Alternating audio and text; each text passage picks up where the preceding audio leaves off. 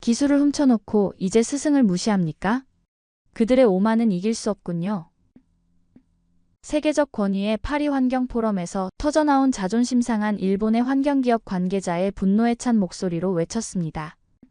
이 말은 순식간에 전 세계 전문가들을 얼어붙게 만들었는데요. 세계적 환경기술의 최강자로 군림하던 그들, 과연 무슨 일이 있었길래 이토록 치졸한 모욕을 퍼부었을까요? 스승이라 자처하던 나라의 위선적인 민낯. 그 자리에 있었던 미국의 환경 전문가가 목격한 충격적인 진실. 세계를 뒤흔든 그날의 이야기를 지금부터 낱낱이 파헤쳐 보도록 하겠습니다. 그 전에 잠깐 1초 만에 누를 수 있는 좋아요 버튼을 꾹 눌러주시면 영상 제작에 큰 힘이 됩니다.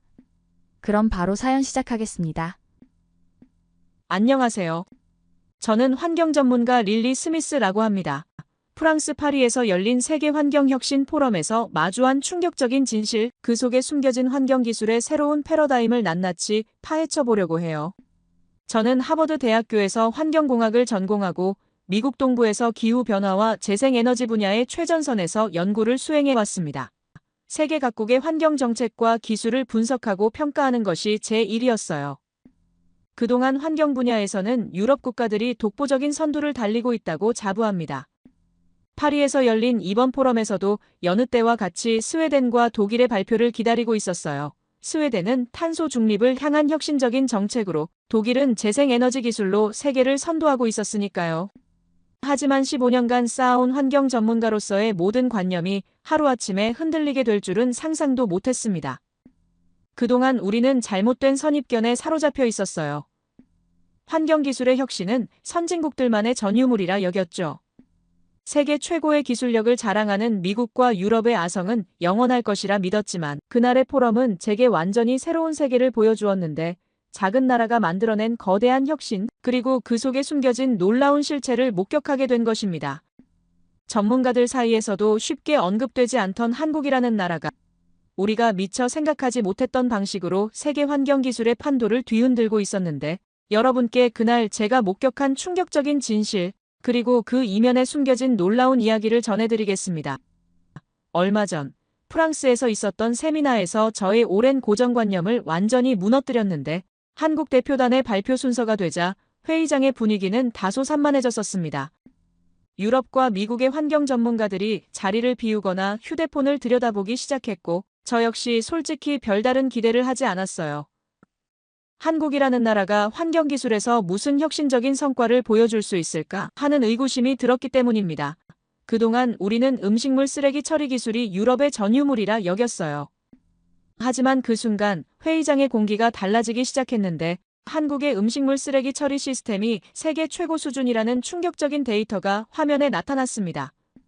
모두가 경악할 만한 수치였어요.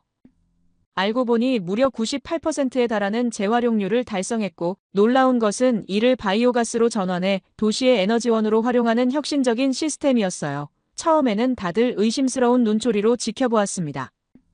한국 대표단은 철저한 검증 데이터와 실제 운영 사례를 하나하나 제시했는데, 서울시의 음식물 쓰레기 처리 시설이 하루에 처리하는 양, 이를 통해 생산되는 바이오가스의 양, 여기서 파생되는 경제적 효과까지 낱낱이 공개했고, 그 속에 숨겨진 기술력의 실체가 드러나는 순간이었어요. 워싱턴 포스트도 최근 보도했듯이 한국은 전국적인 음식물 쓰레기 처리 시스템을 갖춘 세계에서 몇 안 되는 국가 중 하나였는데, 미국의 재활용률이 고작 40%에 불과하다는 사실에 저는 더욱 충격을 받았습니다. 제 옆자리에 앉은 독일의 저명한 환경공학자 한스는 믿을 수 없다는 듯 고개를 절레절레 저었어요. 이건 말도 안 되는 수치입니다. 우리도 수십 년간 연구했지만 60%를 넘기기도 힘들었는데 라며 혼잣말처럼 중얼거렸고, 스웨덴의 연구진들은 서로 눈빛을 교환하며 자료를 요청하기 시작했습니다. 환경 선진국을 자부하던 그들의 자존심이 무너지는 순간이었어요. 우리가 그동안 잘못된 방향으로 가고 있었던 걸까요? 라는 말이 회의장 여기저기서 들려왔습니다. 그리고 유럽 국가 대표단들도 적잖은 충격에 휩싸였는데, 프랑스 대표는 올해부터 음식물 쓰레기 퇴비화를 의무화했다며 자랑스럽게 발표했던 자신의 내용이 초라하게 느껴진다고 털어놓았고, 이탈리아 연구진들은 알고 보니 자신들의 기술이 한국과 비교하면 한참 뒤처져 있다는 사실에 경악을 금치 못했어요. 저는 그제서야 깨달았습니다. 제가 얼마나 편협한 시각으로 세상을 바라보고 있었는지 말이에요. 한국은 단순히 경제 성장만을 이룬 나라가 아니었고, 그들은 환경 문제에 있어서도 세계가 주목해야 할 혁신적인 해결책을 만들어내고 있었습니다.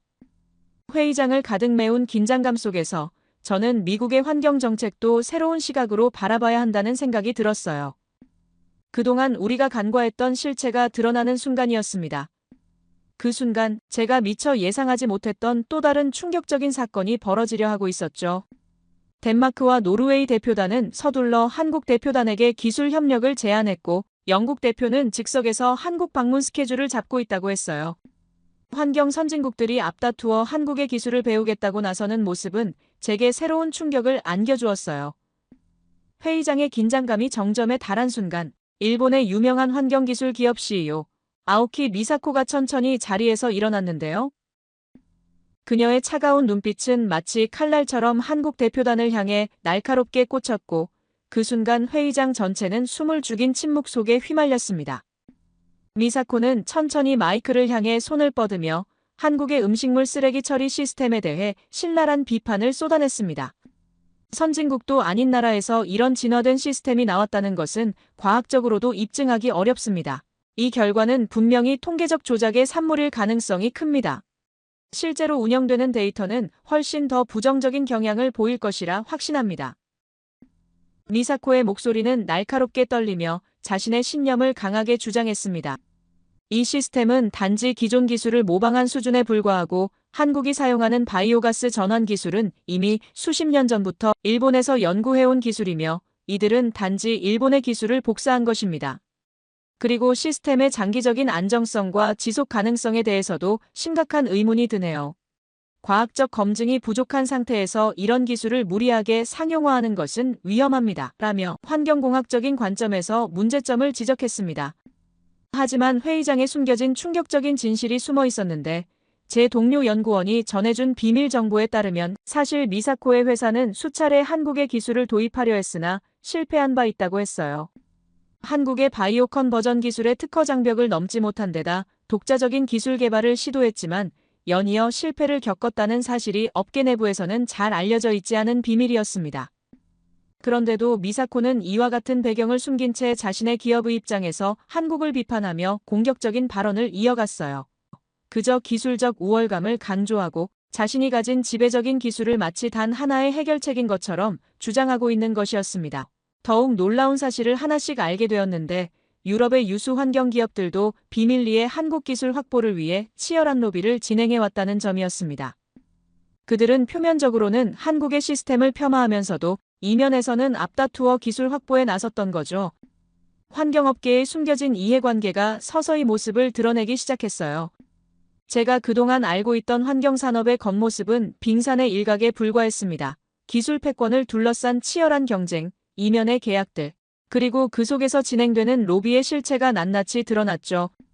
알고 보니 일본의 태도 이면에는 더 충격적인 진실이 숨겨져 있었습니다. 그들은 산업 스파이까지 동원하며 한국의 기술을 빼내려 했지만 번번이 실패했다고 해요. 한국의 기술력은 이미 글로벌 시장에서 상당한 위협이 되고 있었습니다. 미사코와 같은 거대 기업들이 느끼는 위기감은 단순한 기술적 열패감을 넘어 시장 지배력 상실에 대한 공포심까지 드러내고 있었어요. 이런 상황에서 미사코의 공격적인 태도는 새로운 의미를 띠게 되었습니다. 그것은 단순한 비판이 아닌 시장 주도권을 지키기 위한 필사적인 몸부림이었죠. 환경생명공학 분야에서 벌어지는 치열한 경쟁의 단면을 목격하는 순간이었어요. 그들의 민낯이 드러나는 순간 회의장의 공기는 더욱 무거워졌습니다. 세계 최고를 자부하던 일본 기업의 위선적인 태도가 만천하에 드러난 거죠. 이는 단순한 기술 경쟁을 넘어 환경산업 생태계의 패러다임이 완전히 뒤바뀌고 있다는 것을 보여주는 순간이었어요. 저는 다시 한번 깨달았어요. 환경기술이 단순한 환경보호의 수단을 넘어 국가 간 힘겨루기의 새로운 전장이 되어 있다는 사실을요. 그리고 이 전장에서 한국이라는 나라가 세계를 상대로 당당히 맞서고 있다는 충격적인 장면을 말입니다. 긴장감이 감도는 상황에서 예상치 못한 변화가 찾아왔는데요. 캐나다의 중소환경기업 연합회 대표 마이클 브라운이 일어나 한국의 시스템을 전폭적으로 지지한다는 입장을 밝혔습니다. 회의장은 순식간에 술렁이기 시작했죠. 알고 보니 캐나다의 중소기업들은 그동안 미사코의 회사로 인해 상당한 피해를 입어왔다고 해요. 미사코의 회사는 북미 시장을 독점하기 위해 중소기업들의 환경기술 개발을 조직적으로 방해하고 불공정 거래를 일삼아왔다는 충격적인 증거들이 속속 드러났습니다. 미사코의 회사는 표면적으로는 환경 보호를 내세웠지만 실제로는 경쟁사의 특허를 침해하고 기술 탈취를 시도했으며 시장 지배력을 강화하기 위해 로비까지 진행해왔다는 사실이 밝혀졌고, 환경생명공학 분야에서 벌어진 윤리적으로 부적절한 행동에 캐나다 기업들은 오랫동안 침묵할 수밖에 없었다고 합니다. 그 안에서 드러난 일본 기업의 실체는 경악스러웠어요. 환경보호라는 숭고한 가치를 뒤로한 채 오직 이윤 추구에만 매몰되어 있었던 것입니다. 전 세계 언론이 이 사실에 주목하기 시작했고, 영국 BBC, 미국 CNN, 독일 DW 등 주요 매체들도 일제히 특별 취재에 착수했다는 소식입니다. 환경기술 시장에서 벌어진 충격적인 실체들이 하나둘 모습을 드러내기 시작했는데, 미사코 회사의 불법적인 특허 침해 시도와 중소기업 기술 탈취는 빙산의일각에 불과했으며, 그들은 시장 독점을 위해 각국 정부를 상대로 로비를 벌이고 경쟁사들을 조직적으로 괴롭혀왔다는 사실이 밝혀졌습니다. 반면 환경생명공학 분야의 전문가들은 한국의 기술력에 찬사를 보내기 시작했어요. 바이오 컨버전 시스템의 개혁성은 기존 패러다임을 완전히 뒤바꿀 만한 수준이었고, 재활용 효율성 측면에서도 세계 최고 수준이라는 평가가 쏟아졌습니다. 이 상황을 지켜보는 미사코의 얼굴은 창백하게 변하면서 그동안 아시아의 선두주자로 자부하던 그들의 허상이 무너지는 순간이었죠. 세계 각국의 언론이 한국을 주목하며 환경기술 분야의 새로운 지형이 그려지기 시작했습니다. 유럽의 주요 환경단체들의 움직임도 심상치 않아요. 그린피스와 WWF를 비롯한 세계적인 환경단체들이 미사코의 회사를 전면 조사할 예정이라고 합니다. 그들은 미사코의 회사가 환경보호라는 명분 아래 실제로는 막대한 이윤 추구에만 몰두해왔다는 사실에 경악을 금치 못했어요. 저는 이들 환경단체와 협력관계를 구축하며 한국의 혁신적인 시스템을 세계에 알리는데 힘을 보태기로 했습니다. 이제 진실이 밝혀지는 순간이 다가오고 있었어요. 또 하나 놀라운 소식은 독일의 프라운호퍼 연구소가 한국의 기술을 검증한 예비 결과를 공개할 예정이라는 점인데, 세계 최고의 권위를 자랑하는 이 연구소의 분석에 따르면 한국의 음식물 쓰레기 처리 시스템은 환경적 지속 가능성과 경제성 모두를 충족하는 진보적인 모델이 될 것이라고 합니다. 이는 기존의 환경기술 패러다임을 완전히 뒤집을 수 있는 잠재력을 지니고 있고, 바이오 순환경제 측면에서도 획기적인 전환점이 될 것이라는 평가가 나오고 있어요. 세계 각국의 환경 전문가들은 이 결과를 주목하고 있습니다. 이제 상황은 완전히 달라질 전망이에요. 환경기술 시장의 새로운 지형이 그려지기 시작한 거죠. 그리고 그 중심에는 한국이 우뚝 서 있으며 시선을 끄는 한국의 성과 뒤에는 더 놀라운 진실이 숨겨져 있었어요. 다음 날, 저는 한국환경연구원의 수석연구원 박진수 박사와 심층적인 대화를 나누며 그들의 성공 비결을 알아보기 시작했습니다. 박진수 박사의 눈빛에서 한국의 환경혁신에 대한 자부심이 느껴졌죠. 박진수 박사는 한국의 음식물 쓰레기 처리 시스템이 단순한 기술 발전을 넘어선다고 설명했어요. 1961년 오물청소법 제정을 시작으로 긴 여정이 시작되었다고 합니다. 환경보전법, 폐기물관리법 등을 거쳐 2005년 음식물 쓰레기 매립 금지라는 획기적인 전환점을 맞이했고, 2013년에 도입된 음식물 쓰레기 종량제는 이러한 긴 여정의 결실이었는데, 각 가정에서 배출하는 음식물 쓰레기의 양에 따라 비용을 부과하는 이 시스템은 국민들의 자발적인 참여를 이끌어내는 핵심 정책이 되었습니다. 그 결과 재활용률은 놀랍게도 0.9%에서 94.3%로 급상승했는데, 더욱 놀라운 것은 이 정책이 단순한 규제가 아닌 문화적 변화를 이끌어냈다는 점이에요. 침출수와 악취가 감소했고 소각 및 매립 과정의 환경오염도 획기적으로 줄어들었습니다. 음식물 쓰레기를 줄이려는 새로운 식문화가 자리 잡기 시작했는데, 이는 단순한 정책의 성공을 넘어 사회 전반의 패러다임 전환을 의미했어요. 더욱 흥미진진했던 것은 첨단 RFID 시스템의 도입이에요. 각 가구의 쓰레기 배출량을 실시간으로 측정하고 관리하는 이 혁신적인 시스템은 빅데이터 기반의 환경 정책을 가능하게 했습니다. 과거에는 세대 단위로 일률적인 요금을 부과했지만 이제는 버리는 양에 따라 정확한 계량이 이루어지고 있었습니다. 데이터 기반의 정밀한 관리 시스템은 저를 깊이 감동시켰는데 각 세대에 지급된 RFID 카드로 배출량을 기록하고 이를 실시간으로 모니터링하며 심지어 한국환경공단 홈페이지에서 개인별 배출량까지 확인할 수 있다는 점이 인상적이었습니다. 이는 단순한 쓰레기 관리를 넘어 스마트시티로 향하는 첫걸음이었어요.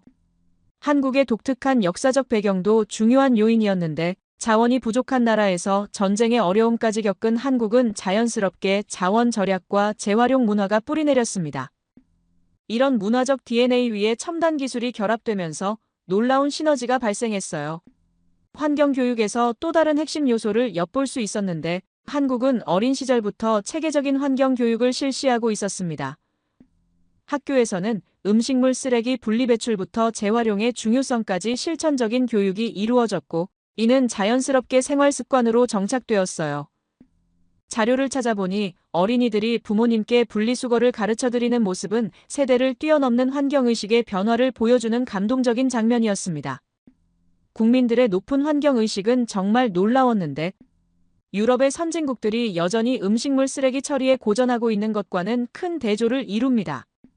특히 프랑스는 연간 1인당 평균 150kg의 음식물 쓰레기를 배출하고 있고 독일도 75kg에 달하지만 한국은 이미 1인당 연간 음식물 쓰레기 배출량을 50kg 이하로 낮추는 데 성공했어요. 더욱 충격적인 것은 유럽 선진국들의 음식물 쓰레기 재활용률인데 독일이 65%, 프랑스가 58%, 영국은 겨우 45%에 머물러 있는 반면 한국은 94%라는 경이로운 수치를 기록하고 있었습니다. 환경 선진국이라 자부하던 유럽의 민낯이 드러나는 순간이었어요.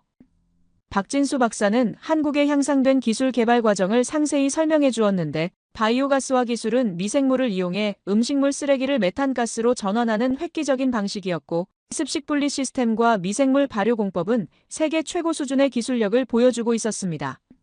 이제 국제사회의 시선이 한국으로 쏠리고 있어요.